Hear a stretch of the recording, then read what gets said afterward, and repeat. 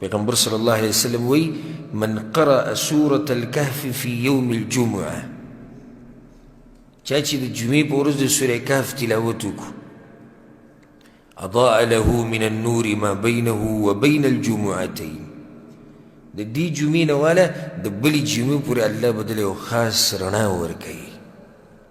دې نه زموږ خلک نه دي خبر. ولې نه دي خبر؟ چې دغه شان مفتیان زموږ مولیان دي چې هغه په حدیثونو پورې ټوغې کښېني، تا ته به حدیث څه بیان کړي.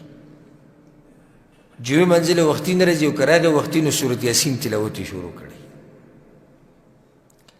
حالانکې د سورت یاسین څه فضیلت نه دی راغلی چې جمعې په ورځ یې وایه یا د جمعې په شپه وایه، او د سورې کهف خاص فضیلت راغلی دی چې چا د جمعې په ورځ یا د جمعې په شپه ووایي الله به دله د دوو جمعو په منځ کې یو خاص رڼا ورکوي. د دې صورت اهتمام کوئ ډېر، او لازم نه چې دا به د جمعې د منځه نه مخکې وي. جمعې د منځه نه بعد هم ویلی شي، ماسپښین کې مازدیګر کې هم ویلی شي، خو چې د نور د ډوبېدو نه مخکې ووایي.